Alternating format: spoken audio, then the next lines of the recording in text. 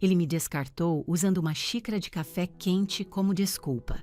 Foram 15 anos da minha vida dedicados a Alencar e Associados Investimentos.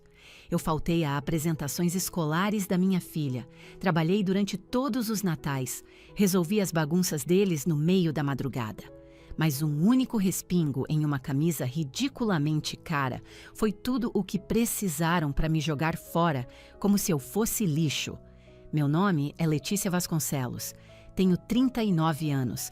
Até 10 minutos atrás, eu era estrategista-chefe de investimentos deles. Agora, sou apenas uma mulher segurando uma caixa de papelão em um saguão de mármore frio e estéril, na Avenida Faria Lima. Dentro daquela caixa estava uma foto emoldurada da minha filha e a caneta tinteiro que pertenceu à minha falecida mãe. Esse era o resumo total do que eu tinha para mostrar após uma década e meia de lealdade inabalável. Eu me sentia insignificante, eu me sentia despedaçada.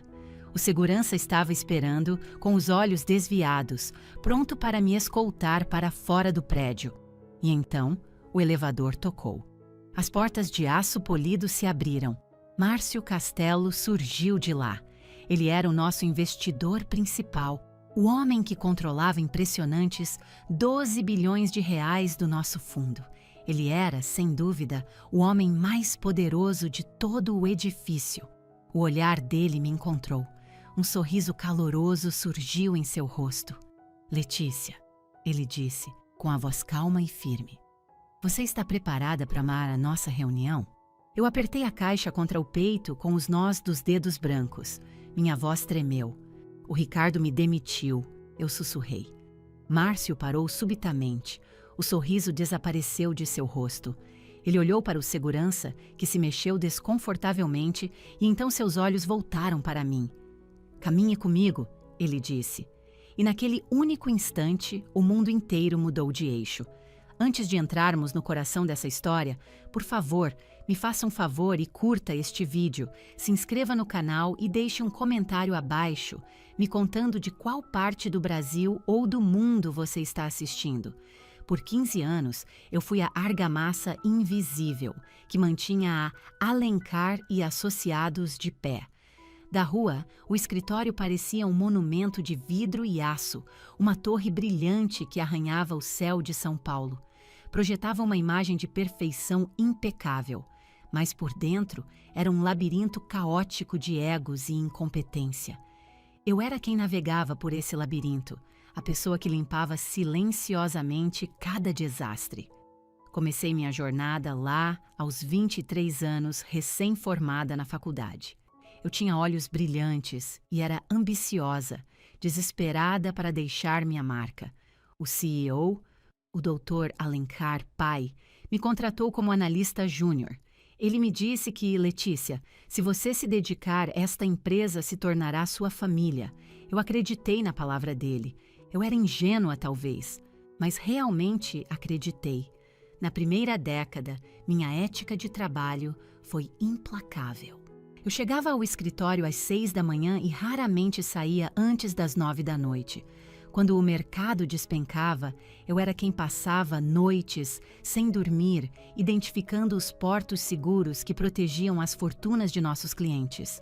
Enquanto outros analistas sucumbiam ao pânico, eu permanecia como um pilar de calma. Gerei milhões e milhões em lucros para a firma.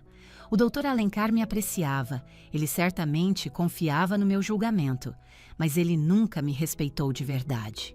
Para ele, eu era um objeto funcional, uma máquina confiável que nunca ficava sem combustível. Então, o filho dele se juntou à empresa, Ricardo Alencar Filho. O Ricardo tinha 30 anos, mas se comportava com o direito petulante de um adolescente mimado.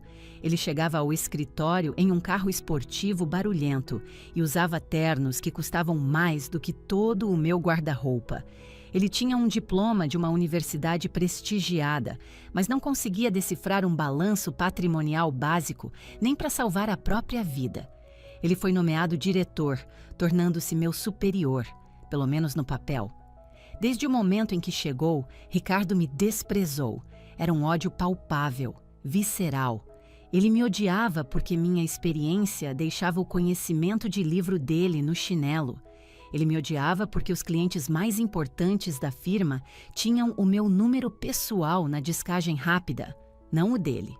Acima de tudo, ele me odiava porque, sempre que tentava aparecer com uma ideia nova em uma reunião, o próprio pai se virava para mim e perguntava qual era, na minha opinião. Eu fazia um esforço para ser diplomática. Tentei orientá-lo. Ricardo, eu dizia gentilmente, se canalizarmos capital para aquele empreendimento tecnológico específico, estaremos expondo a carteira a um risco significativo. Vamos reexaminar as projeções juntos. Ele apenas me encarava com olhos frios e desdenhosos. Eu não preciso de um tutorial, Letícia. Eu sei exatamente o que estou fazendo. Mas ele não sabia. Ele não tinha a menor ideia. 3 anos atrás, Ricardo defendeu um grande negócio com uma incorporadora imobiliária sediada em Balneário Camboriú. Ele chamou isso de uma oportunidade única na vida. Prometeu ao conselho que veríamos um retorno de 300% em 6 meses. Ele era carismático, admito. Era barulhento e fazia promessas extravagantes que seduziam os membros menos criteriosos do conselho. Senti um nó no estômago, então levei os arquivos para casa. Passei a noite inteira analisando as letras miúdas. Às 3 da manhã, movida a café preto, encontrei a verdade feia. A empresa imobiliária era uma empresa de fachada. Eles não tinham título legal das terras que afirmavam possuir. Estavam sendo processados ativamente por 3 instituições financeiras diferentes. Se tivéssemos prosseguido com aquele investimento, a Alencar e Associados teria incinerado 250 milhões de reais. Na manhã seguinte, fui direto ao escritório do Dr. Alencar. Ricardo já estava lá, rindo e servindo um café para o pai. Minhas mãos tremeram levemente enquanto eu colocava a pasta sobre a mesa de mogno polido. Minha intenção não era humilhar o Ricardo, eu só queria proteger a empresa. Não podemos seguir em frente com o negócio, afirmei, com a voz o mais suave que consegui. É fraudulento. A sala mergulhou em um silêncio pesado. O rosto do Ricardo ficou de um vermelho profundo e manchado. Você está mentindo, ele cuspiu. Você está apenas amargurada porque eu consegui esse negócio e você não. O Dr. Alencar Pai pegou os papéis. Ele leu metodicamente o meu relatório. Viu as petições judiciais. Viu a documentação provando as escrituras de terra falsificadas. Ele fechou a pasta silenciosamente. A Letícia está correta, disse o Dr. Alencar com o olhar fixo na pasta, recusando-se a olhar para o filho. Cancele o negócio. Os olhos do Ricardo travaram nos meus, e o olhar neles era puro veneno. Aquele foi o momento em que entendi. Ele nunca, jamais me perdoaria. Eu havia preservado a herança dele, mas ao fazer isso, feri profundamente seu ego frágil. E para um homem como Ricardo, seu ego era o único ativo que ele realmente valorizava. Depois daquele dia, a retaliação dele começou. Não foi uma declaração de guerra aberta. Foi uma campanha lenta e metódica de 1000 pequenos cortes, cada um projetado para me esgotar. Ele me removeu da lista de distribuição para a reunião de estratégia de segunda-feira de manhã. Eu chegava ao trabalho e via toda a equipe sênior na sala de conferências principal. Se eu tentasse entrar, Ricardo bloqueava a porta com um sorriso falso. "Ah, Letícia!" ele dizia, com a voz pingando falsa simpatia. "Esta é uma reunião apenas para a liderança. Você pode cuidar das coisas na sua mesa." Ele mandou realocar meu escritório. Eu tinha uma sala de canto com uma vista panorâmica da cidade. Cheguei em uma segunda-feira e encontrei todos os meus pertences empacotados em uma sala pequena e sem janelas, ao lado da barulhenta máquina de xerox. O ar estava pesado com o cheiro de toner. Era essencialmente um armário de limpeza. "Precisamos do seu antigo espaço para arquivamento", Ricardo me disse, com os olhos grudados no celular. Ele começou a roubar meus clientes. Investidores com quem eu havia cultivado relacionamentos meticulosamente ao longo de uma década. Ele os levava para jantar em restaurantes caros nos jardins, dizendo que a Letícia está sobrecarregada ultimamente. Ela não está tão ágil quanto costumava ser. Eu estarei supervisionando pessoalmente sua carteira de agora em diante. Fui até o pai dele. Implorei ao Dr. Alencar. Senhor, eu disse, com a voz tensa, o Ricardo está me isolando sistematicamente. Não consigo desempenhar minhas funções de forma eficaz. O Dr. Alencar apenas suspirou, parecendo cansado e velho. Ele sabia que o filho era um problema, mas ainda era o filho dele. Letícia, por favor, ele implorou. Apenas tenha paciência com ele. Ele ainda está aprendendo como as coisas funcionam. Ele precisa sentir que está contribuindo. Apenas aceite, pelo meu bem. Então eu aceitei. Engoli meu orgulho.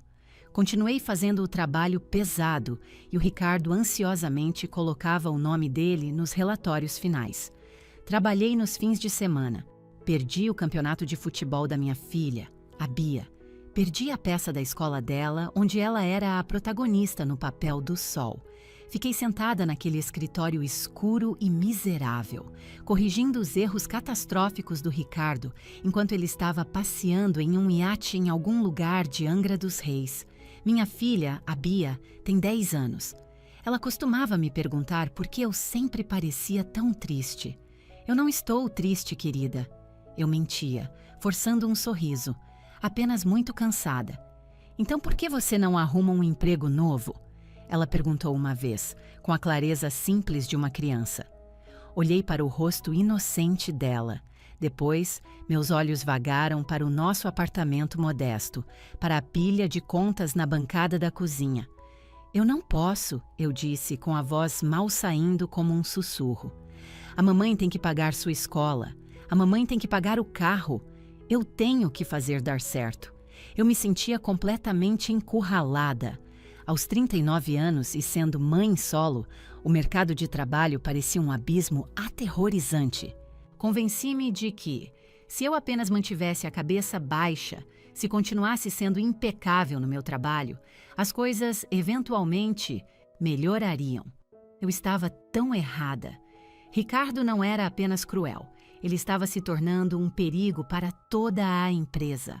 Nos últimos 6 meses, comecei a notar coisas que me davam calafrios, números que não batiam, avaliações de ativos que estavam absurdamente infladas, relatórios de avaliação de risco que haviam sido sutilmente alterados. Eu sabia que era o Ricardo.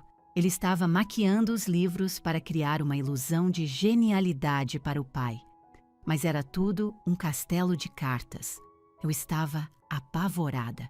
Se isso viesse à tona, a firma implodiria, levando os investimentos de todos junto. Comecei a compilar um arquivo físico que escondi em uma gaveta trancada da minha mesa. Cada vez que eu encontrava um número manipulado, imprimia a evidência. Cada vez que Ricardo enviava um e-mail com instruções veladas para otimizar a aparência dos dados, eu imprimia. Não tinha certeza de qual seria o meu objetivo final. Só sabia que precisava de uma apólice de seguro. Eu me movia pelo escritório com um nó permanente de ansiedade no estômago. Sentia como se estivesse caminhando sobre um lago congelado, ouvindo o gelo estalar sob meus pés. Sabia que Ricardo estava me observando. Ele sabia que eu sabia. Ele era um predador, espreitando nas sombras, apenas esperando que eu cometesse um único erro. Ele não se importava com meus 15 anos de dedicação. Não se importava que eu tivesse uma criança para sustentar. Não se importava que eu fosse a única razão pela qual as luzes ainda estavam acesas. Ele apenas me queria fora. Queria silenciar a única pessoa que poderia testemunhar sua fraude. Tentei ser perfeita. Verifiquei 3 vezes cada relatório. Chegava 10 minutos mais cedo para tudo. Vestia-me impecavelmente. Falava apenas quando me dirigiam a palavra. Mas ninguém consegue ser perfeito para sempre. Somos todos humanos. Todos cometemos erros. E o meu erro se materializou em uma manhã de terça-feira, na forma de um copo grande de café preto. Era uma terça-feira cinzenta e chuvosa, o tipo de dia que drena a energia de toda a cidade de São Paulo. Eu estava atrasada. Meu despertador não tinha tocado. A Bia teve uma crise por causa de um livro perdido. O carro levou 3 tentativas para ligar. Quando cheguei à torre do escritório, meu coração estava disparado de estresse.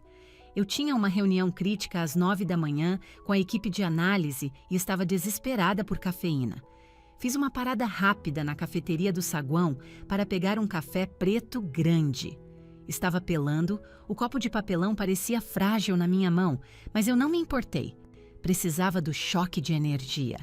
Enquanto subia o elevador para o 40º andar, meu celular vibrou. Era um e-mail do Ricardo. O assunto dizia: "Onde você está?" O corpo do texto era uma única frase curta. A reunião começou há 5 minutos. Inaceitável. Olhei para o meu relógio. Eram 8h58 da manhã. Ele estava mentindo. A reunião não tinha começado. Ele estava apenas tentando me desestabilizar.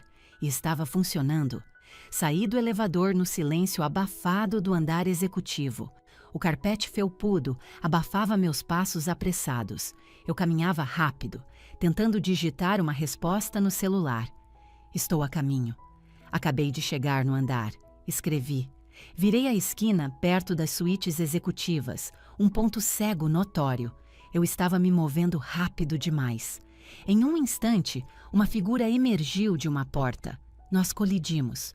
O momento pareceu se esticar em câmera lenta. Senti meu ombro bater em um peito sólido. Minha mão deu um solavanco. A tampa de plástico do meu copo de café saltou. O líquido escuro e fumegante descreveu um arco no ar. Encharcou uma camisa social branca e impecável. Saturou uma gravata de seda cinza.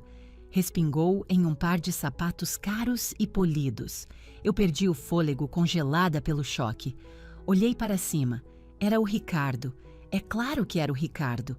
Por um segundo carregado, houve um silêncio absoluto. O café pingava da camisa dele no chão de mármore impecável. Ping, ping. O líquido estava quente. Eu o vi estremecer.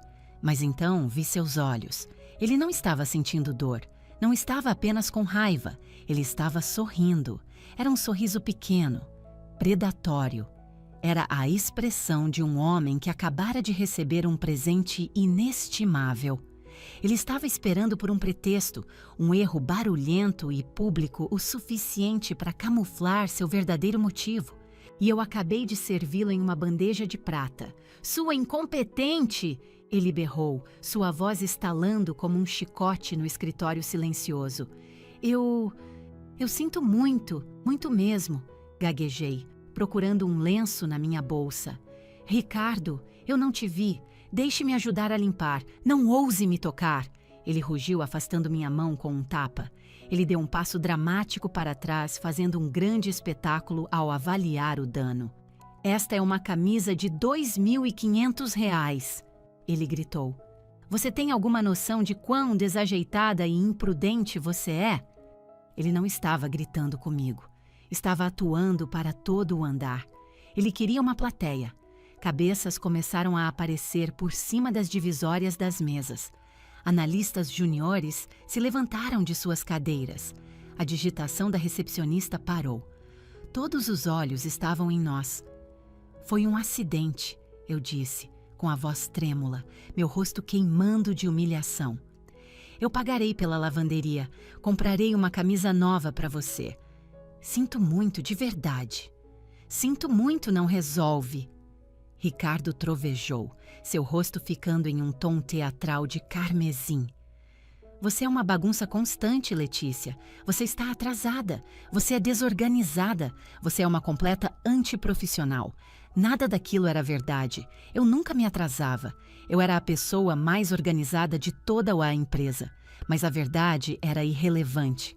Apenas a atuação importava." "Ricardo, por favor", eu sussurrei, desesperada. "Podemos discutir isso no seu escritório?" "Não", ele disse, com a voz alta e clara. "Vamos discutir isso aqui mesmo." Ele apontou um dedo para o meu rosto. "Estou cansado da sua incompetência. Estou cansado de ter que limpar suas bagunças. A ironia era tão estarrecedora que chegava a ser cômica. Ele estava cansado de limpar as minhas bagunças? Você é um problema, ele declarou. Você é um perigo para esta firma. Ele respirou fundo e dramaticamente, percorrendo a sala com o olhar para garantir que tinha a atenção de todos. Você está demitida. As palavras ficaram suspensas no ar, pesadas e sufocantes. Senti como se tivesse sido agredida fisicamente. Não conseguia respirar. O quê? Consegui sussurrar. Você me ouviu, ele desdenhou.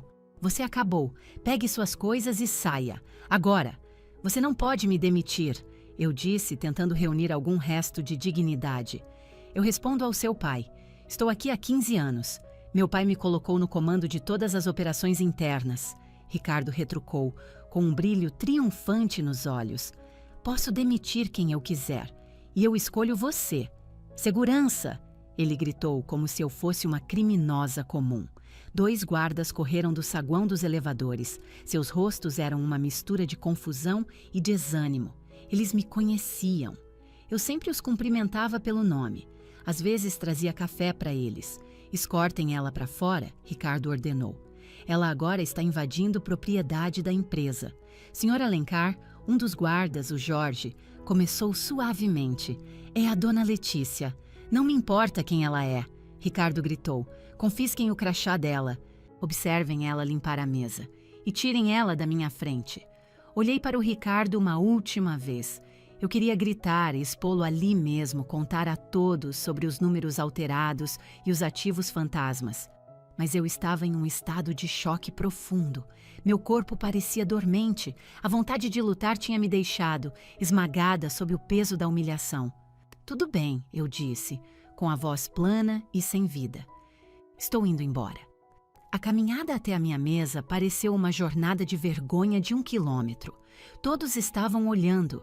Alguns rostos mostravam piedade, outros desviavam o olhar rapidamente, com medo de serem associados a mim. Nem uma única pessoa se manifestou. Estavam apavorados com o Ricardo. Não queriam ser o próximo alvo. Cheguei ao meu escritório pequeno e escuro, perto da máquina de xerox. Jorge, o guarda, parou na porta, com os olhos fixos no chão.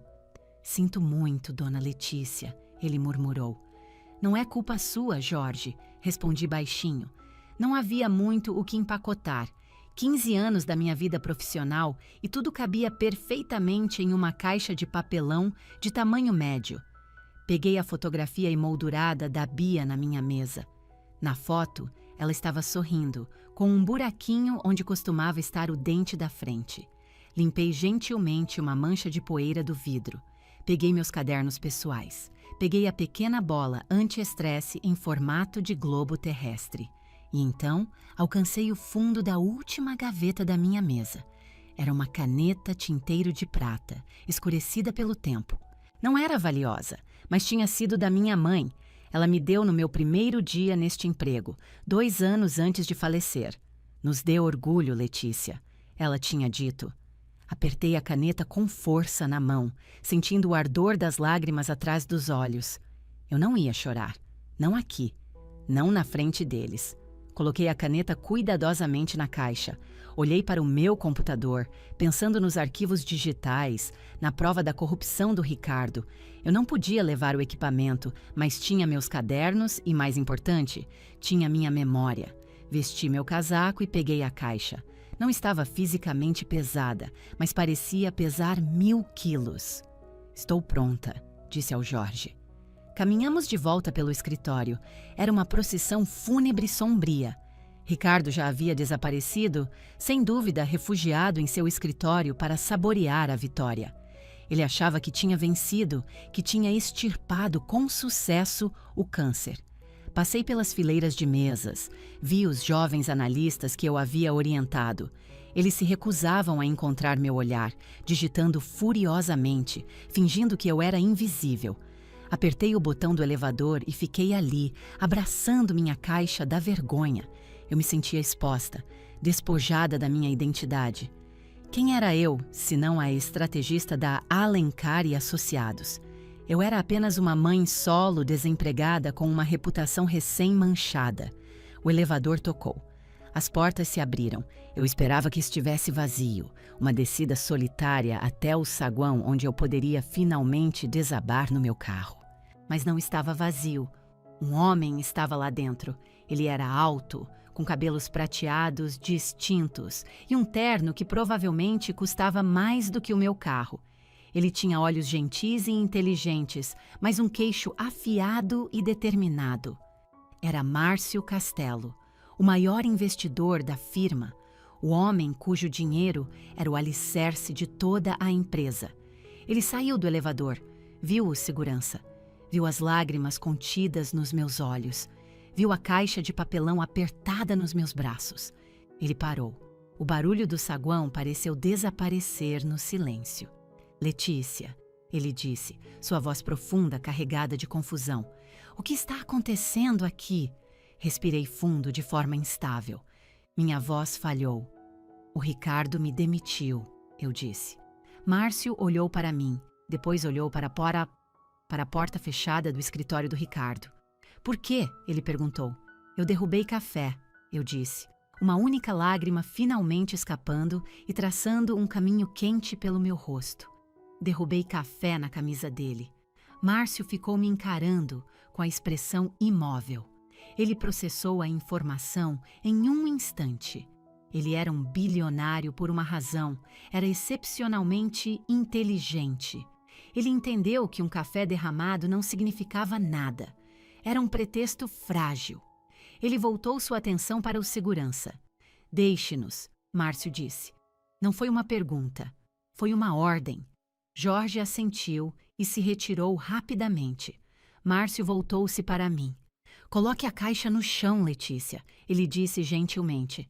Eu preciso ir, insisti. Estou invadindo agora. Você não vai a lugar nenhum, Márcio afirmou com firmeza. Caminhe comigo, caminhe comigo. Márcio Castelo repetiu. Eu estava congelada, o frio do chão de mármore penetrando pelas solas dos meus sapatos. Minha mente estava presa em um ciclo horroroso. Demitida, demitida, demitida. Eu não posso, sussurrei, olhando para o segurança Jorge, que permanecia nervosamente por perto. Eles pegaram meu crachá. Eu não deveria estar aqui. Márcio virou-se para Jorge. Ele não levantou a voz nem mostrou qualquer sinal de raiva. Ele simplesmente irradiava uma aura de autoridade absoluta. Jorge, Márcio disse calmamente, a dona Letícia está comigo. Se alguém tiver algum problema com isso, diga que eu, pessoalmente, solicitei a assistência dela. Jorge assentiu repetidamente. Sim, senhor Castelo, com certeza. Ele praticamente fugiu, parecendo imensamente aliviado por estar livre daquela situação. Márcio estendeu a mão e gentilmente tirou a caixa de papelão dos meus braços. Eu posso levar isso, protestei fracamente. É o meu problema, não é um problema, Márcio rebateu. É apenas uma caixa de coisas. Vamos. Ele gesticulou em direção ao elevador e as portas se abriram como se tivessem recebido um sinal. Entramos, nós dois sozinhos. A descida para o saguão foi silenciosa e surreal. Observei os números dos andares descendo. 40, 39, 38. Meu coração martelava contra as minhas costelas com tanta força que me senti tonta. Respire, Letícia, Márcio disse suavemente. Consegui uma inalação trêmula. Eu não entendo, eu disse. Por que o senhor está fazendo isso? O senhor tem uma reunião com o conselho, com o Ricardo. Márcio olhou para mim, seus olhos cinzentos afiados como pedra. Eu não vim aqui para ver o Ricardo, ele disse. Eu vim aqui para ver você. Pisquei perplexa. Eu? Vamos discutir isso, ele disse, mas não neste prédio. As portas do elevador se abriram para o saguão movimentado do térreo. Pessoas passavam apressadas, segurando seus próprios cafés, absortas em seus celulares, rindo. As vidas delas continuavam normalmente. Minha vida tinha acabado de implodir, mas o mundo não tinha parado por um segundo. Márcio saiu confiante do elevador, ainda segurando minha caixa. Eu o segui como uma criança perdida. Passamos pela recepção principal. Os olhos da recepcionista se arregalaram ao ver o investidor bilionário carregando uma caixa de papelão para a executiva recém-demitida. O queixo dela caiu. Márcio não deu atenção. Passamos pelas portas giratórias e saímos para a rua. A chuva tinha parado, mas o ar estava úmido e cheirava a asfalto molhado e escapamento de carro. Meu carro está logo ali na esquina, Márcio disse. Mas vamos ali em vez disso. Ele apontou para uma cafeteria pequena e discreta do outro lado da rua. Era o oposto dos lugares chamativos e caros que Ricardo preferia para reuniões com clientes. Eu aceito algo para beber, eu disse, com a voz oca. Mas não café. Acho que cansei de café por um tempo. Márcio soltou uma risada seca e baixa. Chá, então? Camomila. Você parece estar precisando. Ele encontrou uma mesa tranquila nos fundos e me deixou lá enquanto ia ao balcão. Ele não teve pressa. Movia-se com a confiança tranquila de um homem que sabe que o mundo vai esperar por ele. Voltou com 2 canecas fumegantes e colocou uma na minha frente. Beba, ele disse. Dei um gole. O chá estava quente e levemente doce, e seu calor começou a acalmar o tremor nas minhas mãos. Obrigada, eu disse. Márcio recostou-se, estudando meu rosto, notando meus olhos vermelhos e as poucas gotas de café que haviam respingado na minha própria blusa. Conte-me exatamente o que aconteceu, ele disse. Comece do início. E eu não quero a versão corporativa higienizada. Eu quero a verdade. Olhei para dentro da minha caneca.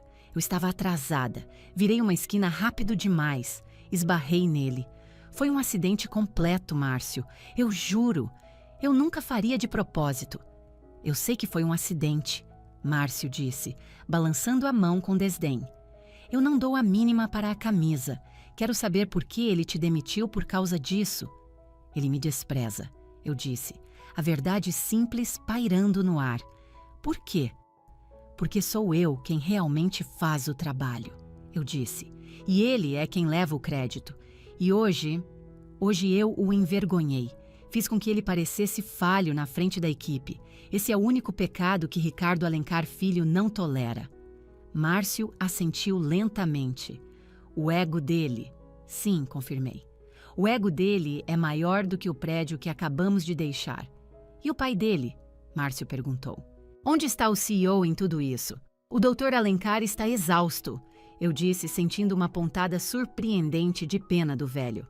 Ele só quer uma vida tranquila. Deixa o Ricardo fazer o que quiser, porque não tem mais forças para se opor a ele. Márcio deu um gole pensativo no chá. Ficou em silêncio por um longo momento, com os olhos distantes. Letícia, ele disse finalmente. Há quanto tempo nos conhecemos? 6 anos, respondi. Desde que o senhor fez seu investimento inicial no fundo. E nesses 6 anos, continuou ele, quem gerenciou pessoalmente minha carteira? Fui eu disse. E quem me envia as atualizações detalhadas de desempenho semanal? Eu envio. E quando o mercado despencou no ano passado, ele disse, inclinando-se para a frente com intenção, quem me ligou à meia-noite e me aconselhou a mudar meus ativos para títulos para evitar uma perda catastrófica? Fui eu, sussurrei. Exatamente, Márcio disse com a voz firme. Você. Ele colocou a caneca na mesa com um clique decisivo. Eu não confiei 12 bilhões de reais ao Ricardo Alencar, Márcio disse, sua voz tornando-se dura como aço. Eu não confiaria naquele rapaz nem para regar minhas plantas. Eu investi na Alencar e Associados por causa da estratégia, da sua estratégia. Um nó se formou na minha garganta. Eu não tinha ideia de que ele me via dessa forma. Sempre assumi que eu era apenas uma funcionária invisível. Ele me disse que eu era descartável. Eu disse, as palavras ficando presas na garganta. Ele me chamou de peso morto. Ele é um tolo, Márcio afirmou categoricamente. Mas hoje ele me prestou um grande serviço. Um serviço? Perguntei confusa. Como? Ele te libertou, Márcio disse, seus olhos fixos nos meus. E agora, podemos finalmente conversar sobre o que está realmente acontecendo. A pequena cafeteria era um refúgio de calma. A garçonete limpava silenciosamente uma mesa próxima. O tilintar dos pratos era um contraponto suave à batida no meu peito. Márcio alcançou o bolso interno de seu paletó e tirou uma folha de papel dobrada. Ele a alisou na mesa entre nós. Era uma planilha. Reconheci o formato instantaneamente, um dos resumos de desempenho semanais que Ricardo enviava aos principais investidores. Olhe para isso, Márcio disse, apontando para uma coluna de números. Esta é a avaliação para a fusão da Biotech Brasil. Ricardo me enviou isso na última sexta-feira. Eu olhei. O número estava listado em 2 bilhões de reais. Meu estômago revirou. Isso está errado, eu disse sem hesitar. A avaliação da Biotech é de 1 bilhão e 200 milhões, no máximo. Eu pessoalmente realizei a auditoria no mês passado. Eu sei, Márcio disse sombriamente. Pedi para minha própria equipe rodar os números. Ricardo inflou o valor em quase 80%. Ele apontou para outra linha. Isso! As reservas de caixa. Meu sangue gelou. Estamos com pouco caixa, eu disse. Gravemente. Gastamos demais na expansão recente do escritório. A firma mal tem liquidez. Mas este relatório afirma que vocês têm 250 milhões em caixa, Márcio disse, sua voz perigosamente baixa. Isso é mentira, eu disse, a palavra soando como veneno. Esse dinheiro simplesmente não existe. Márcio recostou-se, seu rosto uma máscara de fúria fria. Ele não parecia surpreso, apenas sombriamente confirmado. Suspeito disso há meses, ele disse. As coisas não pareciam certas. Reuniões foram canceladas abruptamente. Minhas perguntas diretas foram evitadas com habilidade. Cada vez que eu solicitava acesso aos dados brutos, Ricardo tinha uma desculpa conveniente. Ele olhou para mim, uma nova compreensão surgindo em seus olhos. Ele estava escondendo isso de mim, Márcio disse, e estava usando você como escudo. Enquanto você ainda estivesse lá, enquanto seu nome estivesse ligado às estratégias, eu me sentia seguro. Dizia a mim mesmo que a Letícia está lá. A Letícia nunca deixaria as coisas saírem dos trilhos. Cobri o rosto com as mãos, uma onda de vergonha me lavando. Eu não sabia que ele estava enviando relatórios falsificados para o senhor, eu disse com dificuldade.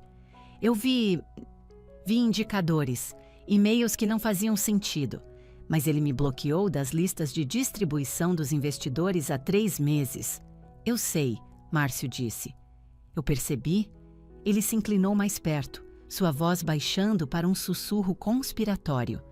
Letícia, preciso que você seja completamente honesta comigo. Isso é inteiramente confidencial, sem advogados, sem acordos de sigilo. Apenas você e eu. Ele olhou profundamente nos meus olhos. Até onde vai a podridão? Olhei para ele, minha mente correndo. Pensei no acordo de confidencialidade que eu havia assinado. Pensei no processo que Ricardo sem dúvida abriria contra mim se eu falasse. Pensei na indenização que agora eu certamente não receberia. Então pensei na caixa de papelão, na foto da Bia, nos 15 anos de momentos perdidos e orgulho engolido. Pensei no Ricardo gritando comigo no meio do escritório. Você acabou. Saia. Lealdade é uma via de mão dupla. Eles tinham acabado de queimar a ponte. Eu não devia nada a eles. Não mais. Respirei fundo e me impertiguei.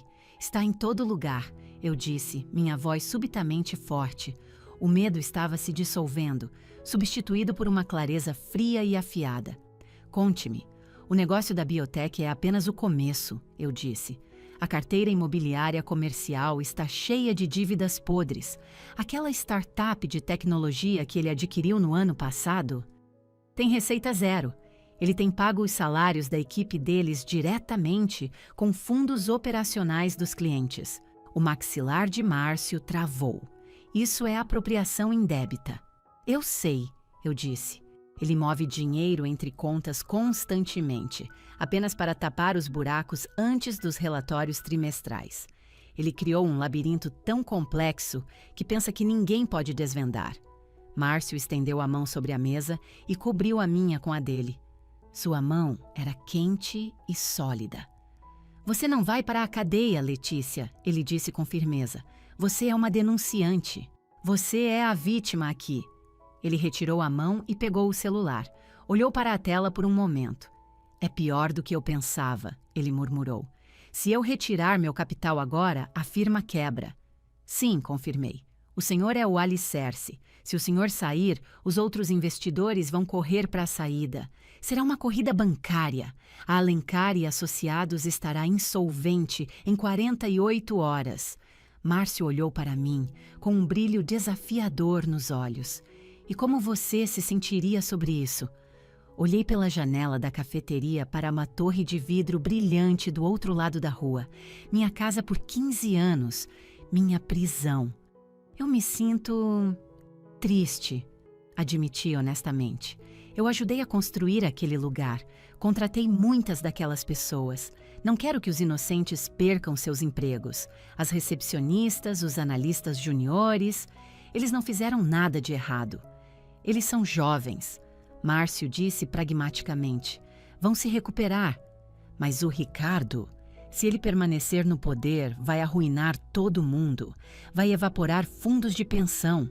Vai destruir as economias de vida das pessoas. Ele precisa ser parado. Ele tinha razão. Eu sabia que tinha.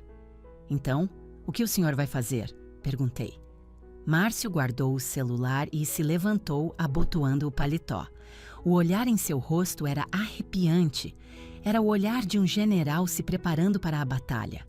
Vou para aquela reunião, ele disse. O senhor vai voltar lá? Perguntei alarmada. Tenho um compromisso, ele disse friamente.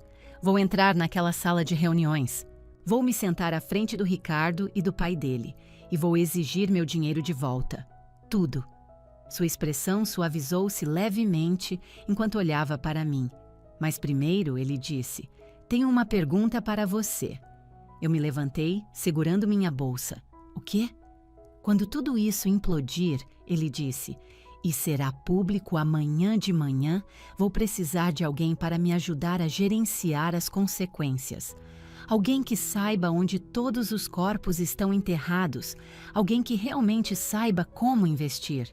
Ele fez uma pausa, deixando o peso de suas palavras assentar. Estou lançando uma nova firma, Letícia. Uma limpa, sem nepotismo, sem decepção, apenas desempenho. Meu coração saltou. Quero que você a dirija, ele disse. Olhei para ele sem palavras. Eu? Mas acabei de ser demitida por derramar café. Eu não sou ninguém.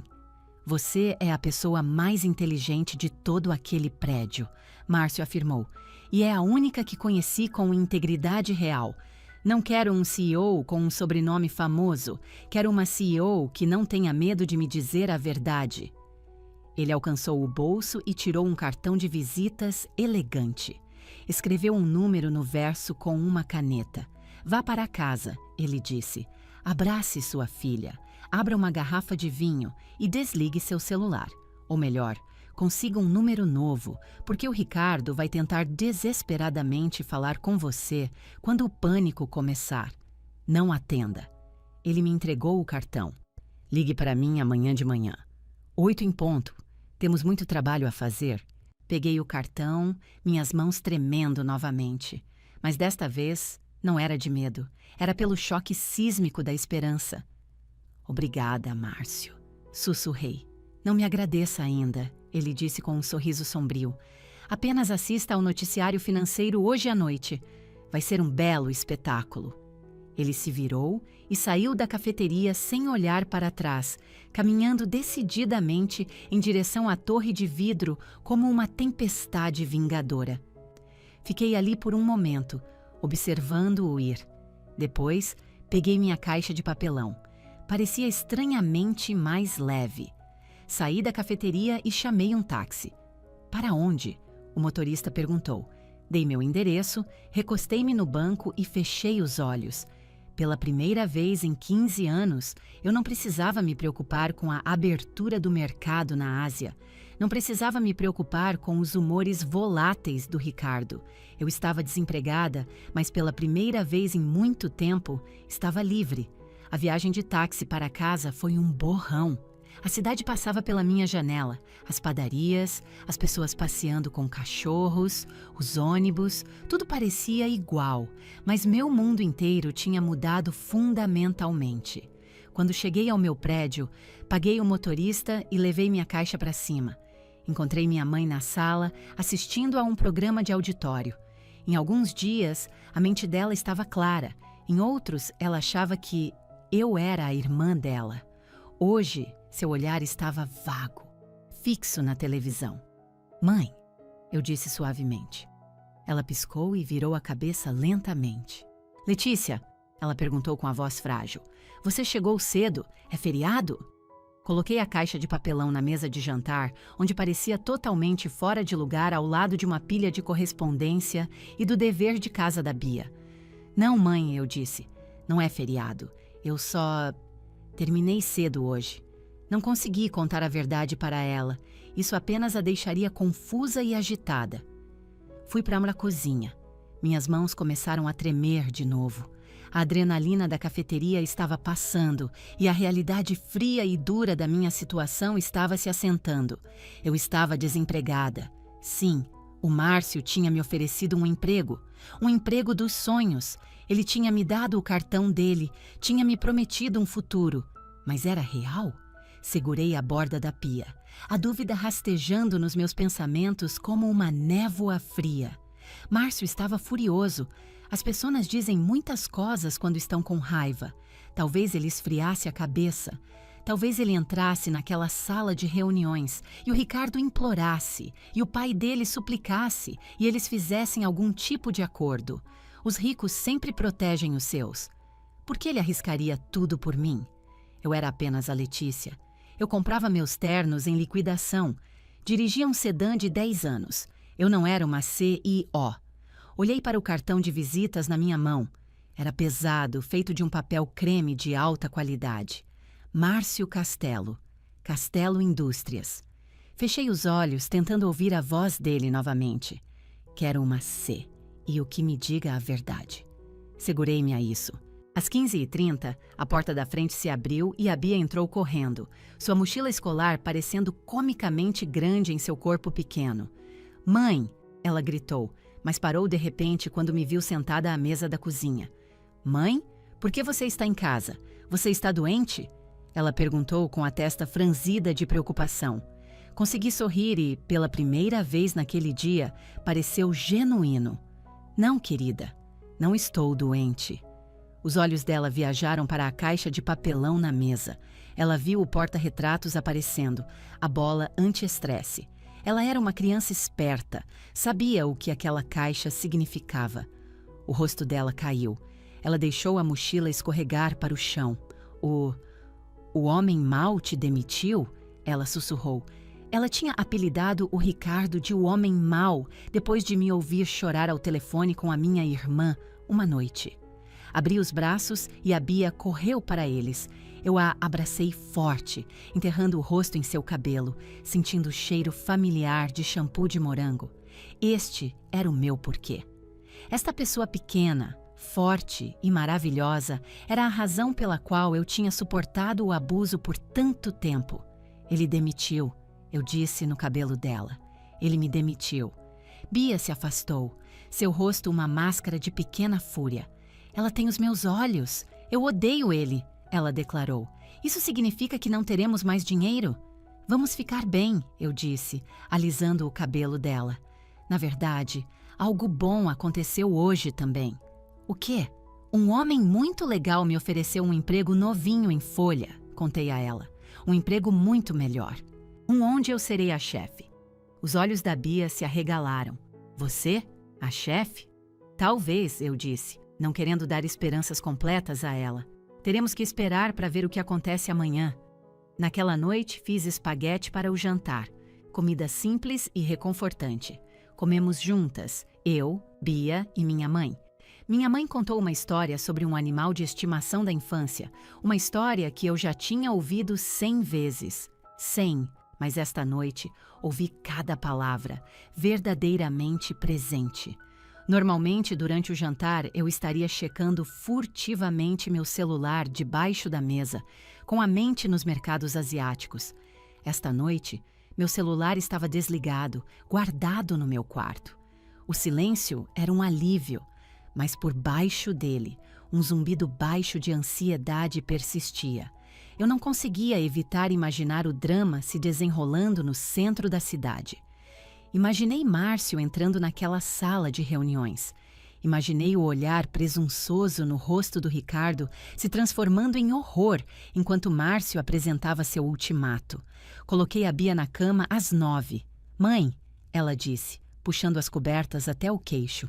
"Você está com medo?" "Um pouco", admiti. "Não fique", ela disse com absoluta certeza. "Você é a pessoa mais esperta que eu conheço. Você consegue consertar qualquer coisa." Beijei a testa dela. "Boa noite, meu amor." Fui para o meu quarto e sentei na beira da cama. Olhei para o meu celular, um retângulo preto silencioso. Márcio me disse para mantê-lo desligado, mas eu era humana. Minha curiosidade era uma coceira poderosa. Liguei o aparelho. Ele imediatamente ganhou vida, vibrando e zumbindo sem parar. 37 chamadas perdidas, 14 mensagens de voz, mais de 50 novos e-mails. Analisei o registro de chamadas. Chamada perdida, Ricardo Alencar, 12. Chamada perdida, Escritório Central Alencar, 8. Chamada perdida, diretor de RH, 4. Ignorei todos. Abri minhas mensagens de texto. Uma do Ricardo enviada às 16h45. Letícia: "Atenda esse telefone. Precisamos conversar. Agora." Outra às 17h30. "Você acha que pode me sabotar?" "Eu vou te destruir, Letícia. Me liga." E então, uma mensagem de um número que eu não reconheci, enviada às 20. "Está feito. Descanse um pouco. 8 da manhã amanhã." Fiquei olhando para a tela. Está feito. Um calafrio percorreu minha espinha. Não era um calafrio de medo, era a sensação de justiça, fria, dura e absoluta. Deitei-me na escuridão, ouvindo os sons distantes da cidade. Por 15 anos eu fui a vítima, o capacho. Deixei que caminhassem sobre mim porque tinha pavor de cair, mas eu já tinha caído. E aconteceu que alguém estava lá para me segurar. Amanhã o mundo saberia a verdade. Acordei às 6h30 da manhã sem despertador, meu corpo zumbindo com energia nervosa. Era quarta-feira.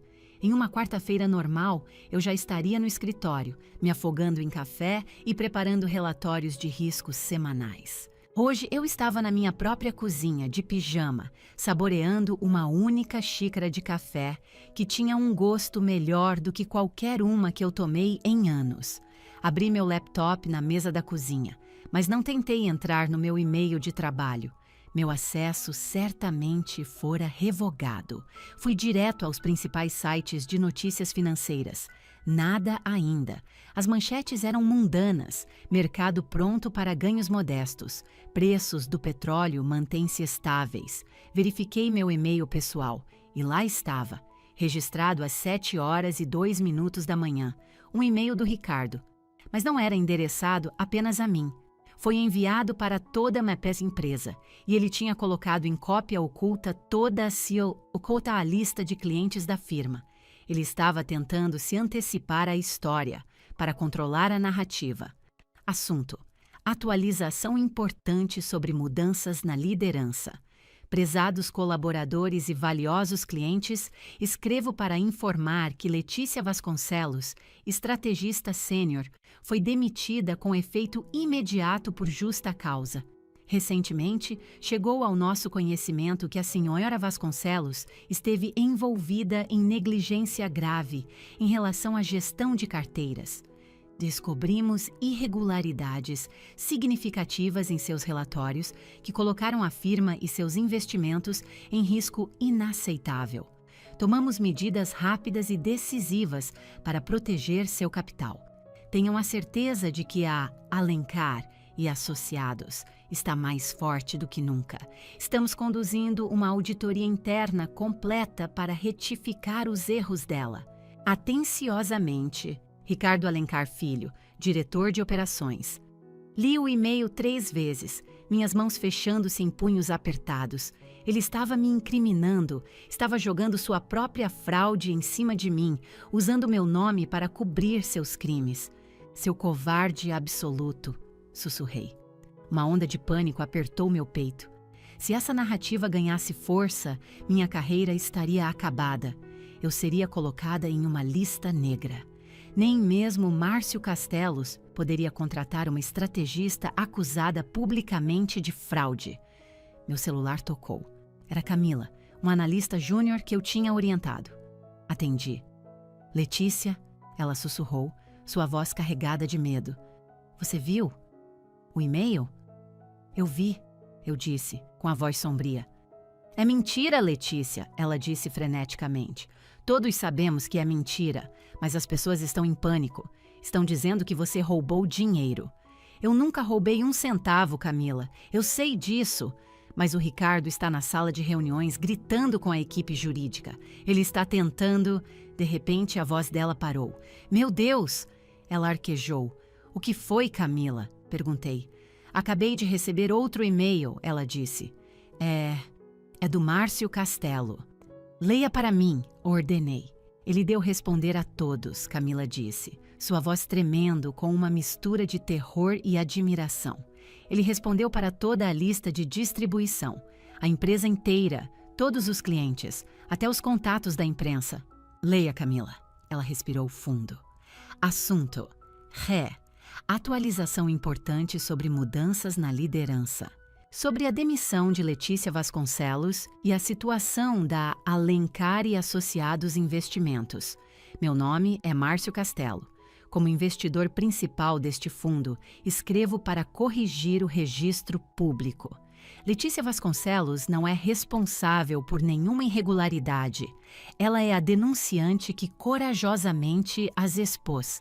Com efeito imediato, estou retirando todo o meu compromisso de capital de 12 bilhões de reais da Alencar e Associados.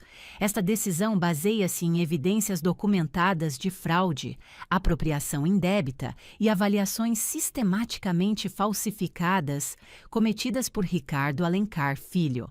Para total transparência, anexei os demonstrativos financeiros corrigidos ao lado dos relatórios fraudulentos circulados pelo Sr. Alencar nos últimos 6 meses. Esses documentos também foram encaminhados à CVM e ao Ministério Público. Letícia Vasconcelos é uma profissional da mais alta integridade. A Alencar e Associados, sob sua liderança atual, é um navio afundando. Aconselho todos vocês a encontrarem seus botes salva-vidas. Atenciosamente, Márcio Castelo. Houve um silêncio mortal do outro lado da linha. Camila? Perguntei. Caramba! Ela murmurou. Letícia, ele anexou tudo. Os arquivos, os números reais, aqueles que você encontrou. Soltei um suspiro que não percebi que estava segurando. O que está acontecendo aí agora? Perguntei. É o caos puro, Camila disse. Todas as linhas telefônicas estão acesas. Os operadores estão gritando. As notícias... Letícia, ligue a TV. Agora. Corri para a sala e liguei o canal de notícias financeiras. Uma faixa vermelha piscando passava no rodapé da tela. Urgente. Alencar e Associados implode. Investidor âncora retira 12 bilhões alegando fraude generalizada. CVM inicia investigação. O âncora falava rapidamente. Ondas de choque abalam a Faria Lima esta manhã, enquanto o bilionário industrial Márcio Castelo acusou publicamente a Alencar e Associados Investimentos de fraude massiva. Era real. Estava tudo acontecendo. Tenho que desligar, Camila disse sem fôlego. Estão bloqueando a sala dos servidores. Boa sorte, Letícia. Ela desligou. Caí no sofá. O apartamento estava silencioso, mas na tela, meu antigo mundo estava envolto em chamas. Assisti por 2 horas enquanto o desastre se desenrolava. Às 9 da manhã, as ações da holding da Alencar e Associados tinham despencado 40%. Às 10 da manhã, voavam boatos sobre uma reunião de emergência do conselho. Então, Às 11 da manhã, as câmeras de notícias posicionadas do lado de fora do prédio do escritório capturaram o momento. As portas giratórias giraram. Seguranças surgiram primeiro, criando uma barreira contra um enxame de repórteres. Então Ricardo apareceu. Seu paletó tinha sumido. Sua gravata estava torta. Seu rosto, despojado de toda a sua arrogância habitual, estava pálido. Ele parecia um animal assustado e encurralado. Estava segurando uma caixa de papelão, o mesmo tipo que eu carreguei ontem. Ele caminhava com a cabeça baixa, tentando esconder o rosto das câmeras.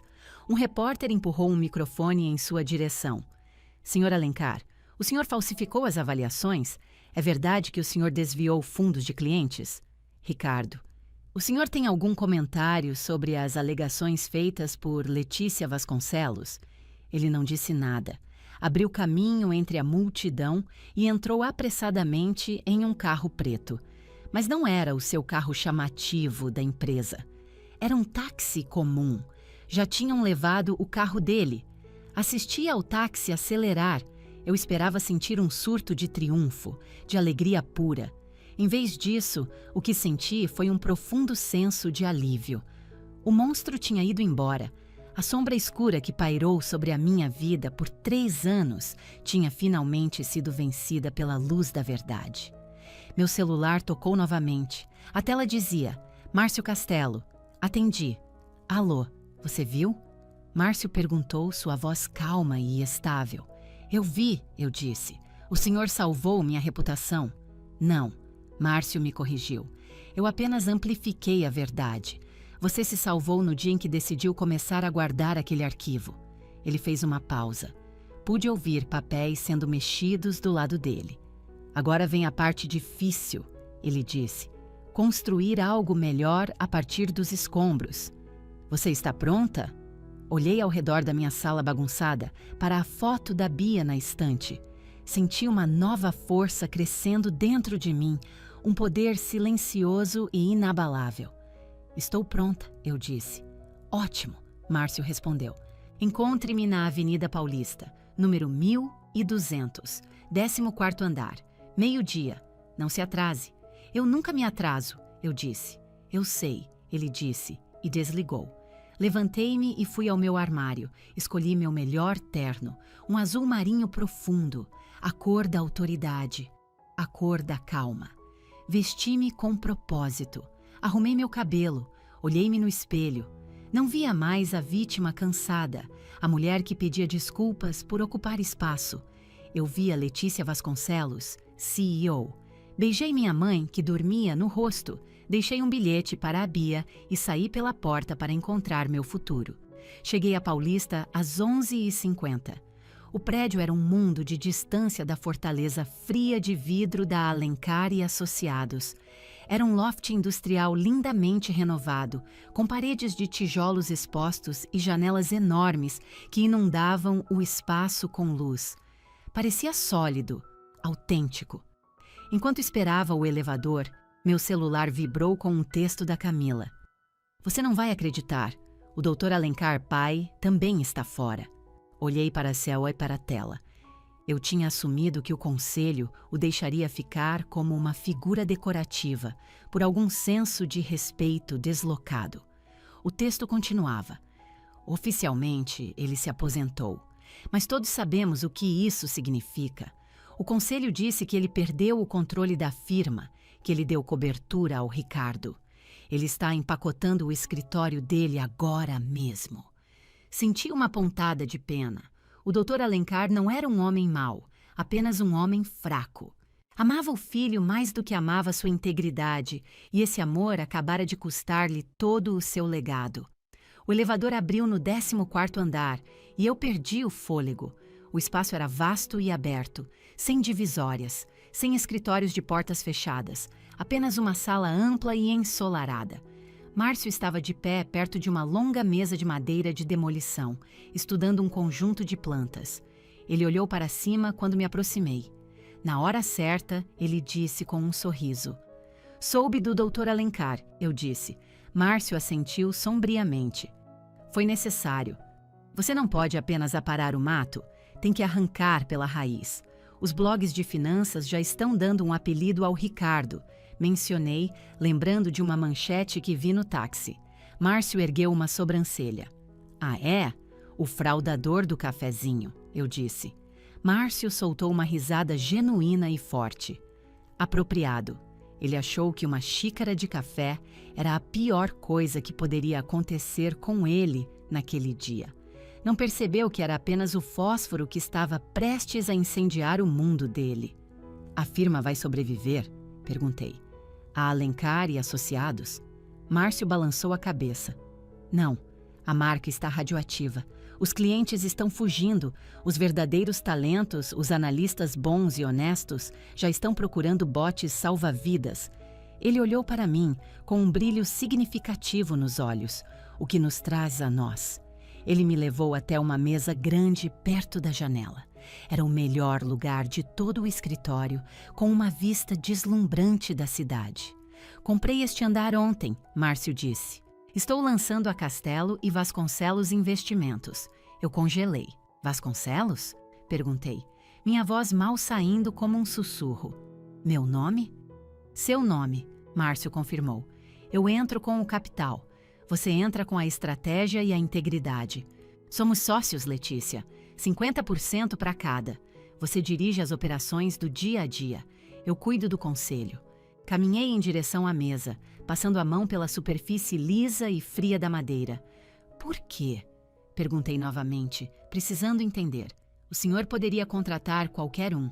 Poderia pegar uma estrela do mercado financeiro.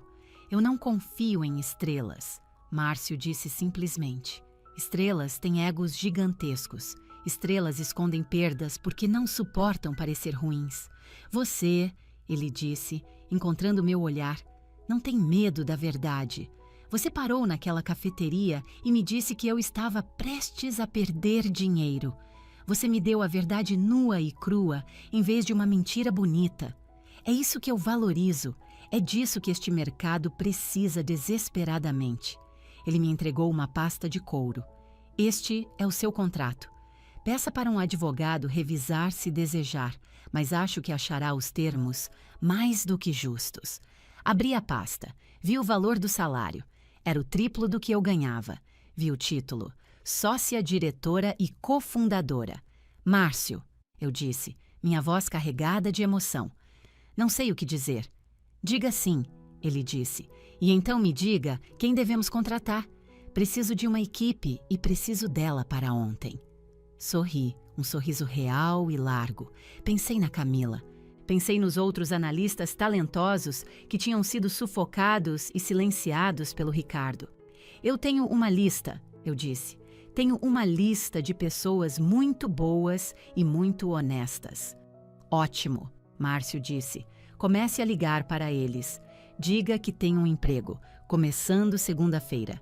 Mas garanta que entendam as regras aqui. Regra 1, nada de mentiras. Regra 2, nada de fugir da verdade. E a regra 3, ele sorriu. Se você derrubar café, a gente só compra mais papel toalha. Naquela noite, caminhei para casa. Não peguei um táxi. Queria sentir o asfalto sob meus pés, respirar o ar da cidade como uma nova pessoa. Parei em uma banca de flores na esquina e comprei um buquê enorme e brilhante de girassóis, os favoritos da Bia. Quando cheguei ao apartamento, Bia estava na mesa fazendo o dever de casa e minha mãe estava cochilando em sua poltrona. Bia olhou para cima, viu as flores. Depois, viu meu rosto. Mãe, ela disse, você parece... diferente. Eu estou diferente, eu disse. Coloquei os girassóis em um vaso e sentei ao lado dela. Lembra daquele emprego novo que eu te falei? Perguntei. Lembro, ela disse cautelosamente. Com um homem legal? Bem, eu disse, eu consegui o emprego. E não é um emprego qualquer. Sou sócia, Bia. Meu nome vai estar na porta da frente. O queixo da Bia caiu. Tipo, no prédio? Vasconcelos? Nas portas de vidro, sim, eu ri. Ela deu um pulo e jogou os braços em volta do meu pescoço. Isso é tão legal. Posso ir lá ver? Você pode ir quando quiser, eu disse, abraçando-a de volta. É o nosso lugar agora. Minha mãe se mexeu na cadeira, os olhos abrindo devagar. "O que é toda essa barulheira?" Ela resmungou. Fui até ela e me ajoelhei ao lado de sua cadeira, ficando na altura de seus olhos. "Mãe", eu disse gentilmente, "tenho uma notícia maravilhosa. Vamos ficar bem. Ganhei uma promoção muito grande." Ela olhou para mim, os olhos nublados pela confusão, mas então, por um breve e belo momento, uma centelha de clareza acendeu neles. Ela estendeu a mão e acariciou meu rosto. "Você se parece tanto com o seu pai", ela sussurrou. "Ele também era um líder." Uma lágrima escapou e rolou pelo meu rosto. Meu pai tinha sido um homem bom, trabalhador e honesto. "Espero que sim, mãe", eu disse. "Espero que sim." "Sua voz parece mais leve", ela disse, seus olhos fechando novamente. Ela não está mais tão pesada. Ela tinha razão. O peso tinha ido embora. O peso de caminhar constantemente sobre ovos. O peso de temer o temperamento do Ricardo. O peso de esconder quem eu era. Tinha ido tudo embora. As semanas seguintes foram um turbilhão. O ciclo de notícias, como sempre faz, seguiu em frente. Ricardo estava enfrentando acusações federais. Sua reputação estava em cinzas. Mas eu parei de me importar. Parei de procurar o nome dele nas notícias. Eu estava ocupada demais construindo. Contratei a Camila. Contratei o Jorge, o segurança do prédio antigo, para ser nosso chefe de serviços gerais. Construímos uma firma sobre o princípio exato que o Ricardo desprezava: transparência absoluta. Dizíamos aos nossos clientes exatamente onde o dinheiro deles estava, o bom e o ruim. E eles vieram em massa. O dinheiro entrou não porque éramos chamativos, mas porque éramos confiáveis. Uma tarde, cerca de 6 meses depois, eu estava sentada no meu escritório. O sol estava se pondo, lançando longos raios dourados pela cidade. Márcio bateu no batente da minha porta aberta. "Indo embora?" ele perguntou. "Em 1 minuto", eu disse. "Só terminando de assinar o relatório trimestral." "Parece bom", ele disse, olhando para a folha de rosto. "Os números são sólidos. Os números são reais." Eu o corrigi com um sorriso. "Isso é tudo o que importa", ele disse. Ele se virou para sair, depois parou. "Sabe, Letícia", ele disse, "acho que nunca te agradeci adequadamente." "Pelo quê?" "Por ter derrubado aquele café", ele disse. Eu ri, um som cheio e feliz que preencheu a sala. "Melhor erro que já cometi", respondi. Ele assentiu e foi embora. Olhei para minha mesa. Ao lado do meu computador, eu mantinha os poucos itens da minha antiga caixa de papelão. A foto da Bia, a bola anti-estresse e a caneta de prata da minha mãe. Peguei a caneta. Parecia fria e sólida na minha mão. Usei-a para assinar a página de rosto do relatório. Letícia Vasconcelos, sócia-diretora. Tampei a caneta, vesti meu casaco e apaguei as luzes. Saí do escritório, passei pelas portas de vidro brilhantes com meu nome gravado nelas. Eu estava indo para casa, para minha filha, e amanhã voltaria aqui para liderar. Não como uma vítima, não como um fantasma, mas como a mulher que eu sempre deveria ser. Se você está ouvindo isso e se sente invisível em sua própria vida, eu quero que você me ouça. Eu sei como é fazer todo o trabalho e não receber nenhum crédito. Conheço a sensação de ter pavor de um chefe que usa o poder para fazer você se sentir pequena. Sei como é segurar uma caixa de papelão e sentir que seu mundo acabou. Mas, por favor, lembre-se disto. A verdade tem uma maneira poderosa de encontrar a luz. Às vezes leva anos, às vezes leva um momento aterrorizante de honestidade. E às vezes, tudo o que é preciso é uma xícara de café derramada para iniciar uma reação em cadeia. Não deixe ninguém te convencer de que você é descartável. Você não é um peso morto. Você é o ativo. Se você já foi subestimada ou se está em uma luta para fazer sua voz ser ouvida agora mesmo, por favor, Clique no botão de se inscrever e junte-se à nossa comunidade. E eu adoraria que você deixasse um comentário abaixo. Diga-me de onde você está ouvindo e conte-me uma coisa que você se orgulha de ter conquistado, mesmo que ninguém mais pareça ter notado. Eu quero ler suas histórias, porque aqui suas histórias importam. Vejo você na próxima. Fim da história.